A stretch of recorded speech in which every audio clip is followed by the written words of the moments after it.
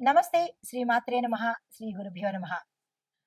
మనకి ఖగోళ శాస్త్రంలో గ్రహాలు తిరుగుతూ ఉండడము, ముందుకు వెళ్ళడము, తిరిగి వెనక్కి రావడము, ఇలా ప్రతి నిత్యము ప్రతి క్షణము ఈ గ్రహాల యొక్క సంచారము జరుగుతూనే ఉంటుంది.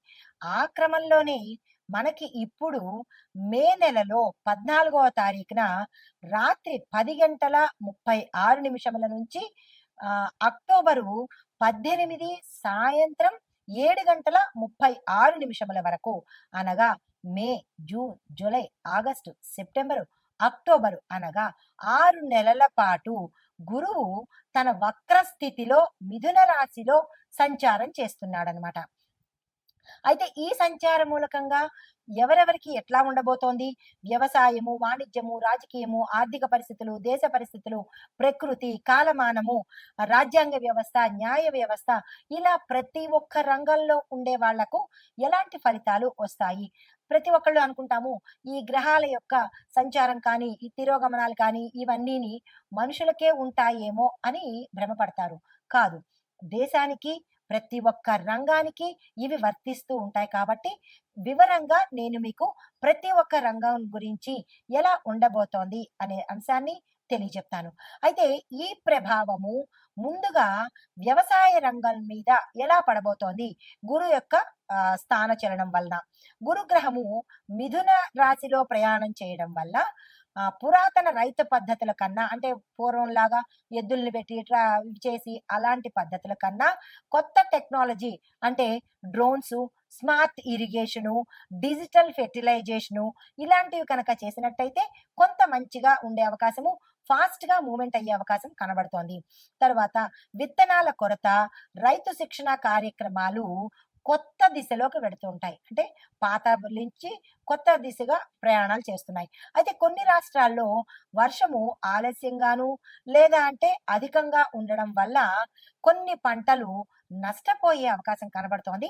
ప్రతి ఒక్క రైతు చాలా జాగ్రత్తగా ఉండాలి. 2025లో తీవ్రమైన పరిణామాలు ఎక్కువగా చోటు చేసుకుంటున్నాయి. అది ఈ గ్రహాల వల్ల కావచ్చు, మానవ తప్పిదాల వల్ల కావచ్చు.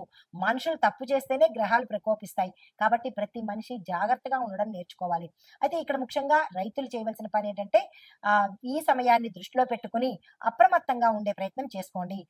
ధాన్యాలు, పప్పు ధాన్యాలు, పండ్ల యొక్క సాగు, పూలు పండించడము ఇలాంటి వాటిల్లో మీకు విశేషమైన లాభాలొస్తాయి కాబట్టి అది ఎక్కడ అనుకూలంగా ఉంటుంది అనేది ప్రతి ఒక్క రైతు చూసుకొని ఆ ప్రయత్నాలు చేసుకోండి. అయితే విత్తనాల ధరలు ఎక్కువగా పెరగడం వల్ల రైతులకు నష్టాలొచ్చే అవకాశం ఎక్కువగా కనబడుతోంది. దానికి తగినట్టుగా ప్రభుత్వం గాని సహాయం చేయండి. లేదంటే వ్యాపారస్తులే కొంత సహాయం చేసినట్టయితే ఆ రైతన్న పంట పండించి మన కడుపులు నింపుతాడు కాబట్టి అంత ఎక్కువగా రేటు పెట్టకుండా వారికి అనుకూలమైన రేటును వ్యాపారస్తులు ఇవ్వండి. అయితే ప్రభుత్వం నష్టపరిహార ప్యాకేజీలు కూడా మీ రైతుల కోసం చేసే అవకాశం కనబడుతోంది. అవి అందిపుచ్చుకునే ప్రయత్నం చేసుకోండి. అయితే మీకు చెప్పదగిన ఉపాయం ఏమిటంటే నల్ల గోధుమ విత్తనాలను ఈ నల్ల గోధుమ విత్తనాలతో ఎక్కువగా బృహస్పతిని అంటే గురువుని ఎక్కువగా పూజ చేయండి. జనరల్‌గా అమ్మవారిని పూజ చేస్తాము, భూమాతను పూజ చేస్తాము. దీనితో పాటుగా గురుగ్రహాన్ని కూడా ప్రతి ఒక్క రైతు పూజ చేసినట్టయితే కనుక, ఆ స్వామి పూజ చేసుకొని మీరు సాగు ప్రారంభిస్తే నష్టాలు లేకుండా అనుగ్రహిస్తాడు. అయితే వాణిజ్య, ఆర్థిక రంగం ఎలా ఉండబోతోంది? బిజినెస్ అండ్ ఫైనాన్స్ వాళ్ళకి చూసినట్టయితే గురువు మిథున రాశిలో సంచారం చేస్తుండడం వల్ల మిథున రాశిలో ఉండడం వల్ల వాణిజ్య సంబంధాలు మరీ ముఖ్యంగా ఎక్స్‌పోర్ట్, ఇంపోర్ట్ రంగాలు చాలా ఆశాజనకంగా ఉండబోతున్నాయి.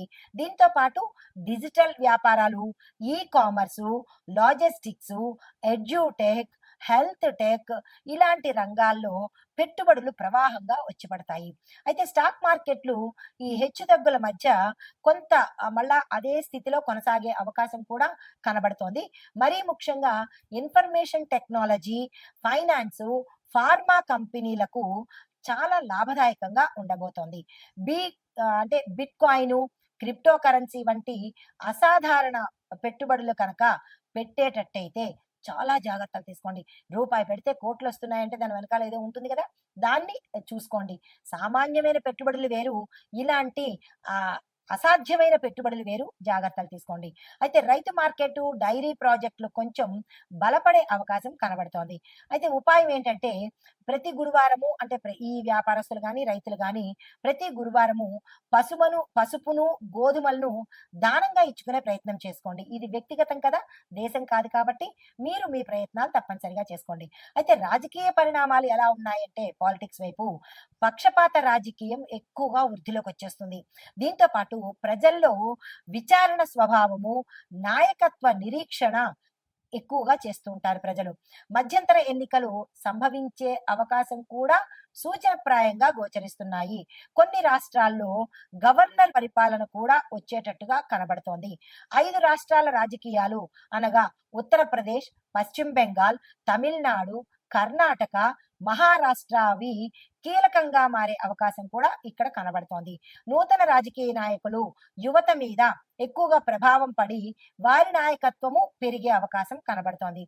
జాతీయ వేతన సంఘము ఆటోమేషన్ పై చట్టాలు తీసుకొచ్చే అవకాశము, దానితో పాటు సమాజ సేవా రంగాల మీద కూడా మార్గదర్శకాలు అంటే ఒక గైడ్ లైన్స్ ఇచ్చే అవకాశాలు కూడా ఇక్కడ కనబడుతున్నాయి. అయితే దీనికి ఆ ఉపాయము అనేది ఏమీ లేదు కానీ దేశం కోసం మనమే ప్రార్థన కానీ దైవాన్ని పూజించడం కానీ దేశం కోసం చేసినట్టయితే కొంత సానుకూలం ఉంటుంది.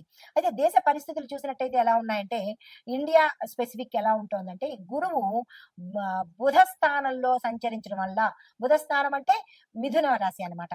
ఈ మిథున రాశిలో సంచారం చేయడం వల్ల భౌగోళికంగా చూసినట్టయితే జియోలాజికల్ గా ఉత్తర భారతము, హిమాలయ ప్రాంతాల్లో ప్రకృతిలో మార్పు వచ్చి బర్ఫ్ కరుగుదల, బర్ఫ్ అంటే ఏం లేదు మంచుగడ్డలు కరిగి భూకంప సూచనలు కూడా గోచరిస్తున్నాయి. రైతు ఉద్యమాలు మళ్ళీ పునరుద్ధరణ కావచ్చు, కానీ ఇది సంస్కారాత్మక మార్పుల కోసము పరిష్కారం అవుతుంది. విద్యా విధానంలో కొత్త పరీక్షా విధానాలు కూడా ప్రవేశపెట్టడం జరుగుతుంది. ఇంటర్నేషనల్ బోర్డుని మనము అనుకరించేటట్టుగా గోచరిస్తోంది. సైనిక రంగంలో చూసినట్టయితే కనుక సాంకేతిక విప్లవం అంటే ఎక్కువగా టెక్నాలజీని వాడే అవకాశము ఎక్కువగా కనబడుతోంది. డ్రోన్ ఆధారిత మానిటరింగ్ కూడా జరిగే అవకాశాలు గోచరిస్తున్నాయి. అయితే రక్షణ విభాగాన్ని కనుక చూసినట్టయితే పెద్ద బడ్జెట్ పెట్టుబడులు లభించే అవకాశం కూడా ఇక్కడ కనబడుతోంది. అయితే కాలమాన పరిస్థితులు ఇందాకటి నుంచి అవి చూసాము. ఇప్పుడు కాలం ఎలా ఉండబోతోంది వాతావరణం అంటే కనుక వర్షపాతము నైరుతి ఋతుపవనాలు అంటే సౌత్ వెస్ట్ మాన్సూన్స్ నెమ్మదిగా ప్రవేశించి జూన్ మధ్య నుంచి సెప్టెంబర్ వరకు ఉధృతంగా ఉండబోతున్నాయి. అయితే గుళిక స్థితిలో ఉన్న గురువు కొన్ని ప్రాంతాల్లో మితంగా కానీ మరికొన్ని ప్రాంతాల్లో మోస్తరు నుంచి అధిక మోస్తరుగా వర్షాలు పడే అవకాశము ఎక్కువగా కనబడుతోంది.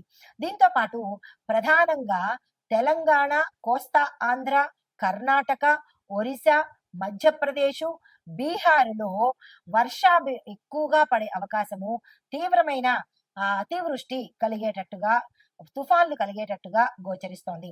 అయితే తరువాత వెచ్చని వాతావరణము అనగా మే జూన్లో నార్త్ ఇండియా, రాజస్థాను, ఉత్తరప్రదేశ్, ఢిల్లీ ప్రాంతాల్లో తీవ్రమైన ఎండలు, విపరీతమైన ఎండలు, సెంటీగ్రేడ్స్ పెరిగిపోయేటట్టుగా గోచరిస్తోంది. హిట్ వేవ్స్ అంటే హాట్ వేవ్స్ ఉంటాయి కదా, అంటే వేడి గాలులు పెరిగే అవకాశం కూడా చాలా ఎక్కువగా కనబడుతోంది. అక్కడి ప్రజలు జాగ్రత్తలు తీసుకోండి.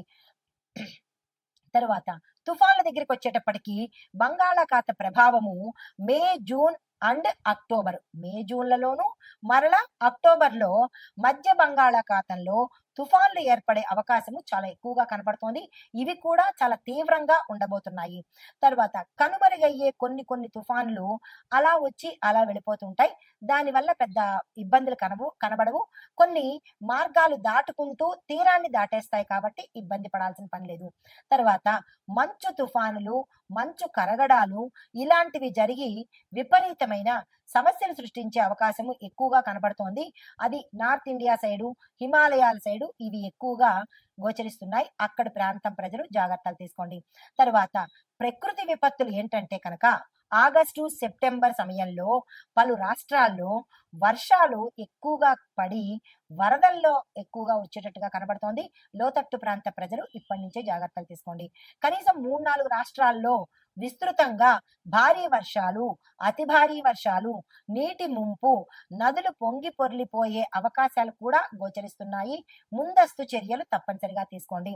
దీంతో పాటు కొన్ని చోట్ల రాళ్లు దొర్లిపడి రహదారులు మూసుకుపోయే అవకాశం కూడా ఇక్కడ కనబడుతోంది. జాగ్రత్తలు తప్పనిసరిగా తీసుకోండి. తదుపరి రాశి కుంభరాశి. ఈ రాశిలో ఆ గురు సంచారం వలన విద్యార్థులకు ఎలా ఉండబోతోందంటే టెక్నాలజీ, డిజిటల్ రంగాల మీద మీకు అభిరుచి పెరుగుతుంది. క్లిష్టమైన సబ్జెక్టుల మీద మీకు ఇంట్రెస్ట్ తగ్గే అవకాశం కనబడుతోంది. జాగ్రత్తలు తీసుకోండి. ఉత్సాహంగా ఉండే ప్రయత్నం చేయండి. విదేశాలు వెళ్ళాలి, అక్కడ స్థిరపడాలి అని అనుకున్న వాళ్లకు ఇది కరెక్ట్ సమయము. ఆ దిశగా ప్రయత్నాలు చేసుకోండి. అయితే ఆ ఉద్యోగస్తులకు చూసుకున్నట్టయితే కనుక ఐటీ రంగము, ఇంజనీర్ రంగాలలో పనిచేసే వారికి మంచి ఎక్స్పెక్ట్ చేసే చేంజెస్ వచ్చే అవకాశం కనబడుతోంది. విదేశ ప్రాజెక్టులు కూడా మీకు మంచి అవకాశాలు రావడంతో పాటు సక్సెస్ అయ్యే అవకాశం కనబడుతోంది. ఆ దిశగా ప్రయత్నాలు చేసుకోండి.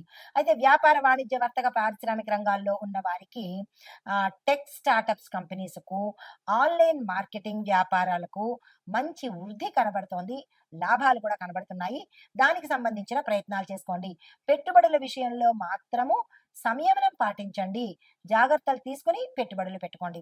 అయితే ఆరోగ్యపరంగా చూసుకున్నట్టయితే నరాల బలహీనత రావడంతో పాటు ఒత్తిడి ఎక్కువగా పెరిగే అవకాశము, కొంతమంది డిప్రెషన్లోకి వెళ్ళిపోయే అవకాశం కనబడుతోంది. జాగ్రత్తలు తప్పనిసరిగా తీసుకోండి. వ్యవసాయదారులకు చూసుకున్నట్టయితే కనుక హైటెక్ సాగు పద్ధతులు అవలంబించండి. విత్తనాలు కొనుగోలులోను, క్రిమి కీటకాదుల్లో సంహారికి సంబంధించిన రసాయనిక పదార్థాల కొనుగోలులోనూ జాగ్రత్తలు తీసుకోండి. దీనితో పాటు మీ యొక్క పొలంలో విద్యుత్తుకి, నీటికి సంబంధించిన కొరత ఏర్పడే అవకాశం ఉంది. జాగ్రత్తలు తీసుకోండి. ప్రత్యామ్నాయ మార్గాలు కూడా ఇప్పుడే రెడీ చేసి పెట్టుకోండి. అయితే కుటుంబ పరంగా చూసినట్టయితే కనుక సోదర సోదరీలతో మంచి అనుబంధం ఉంటుంది.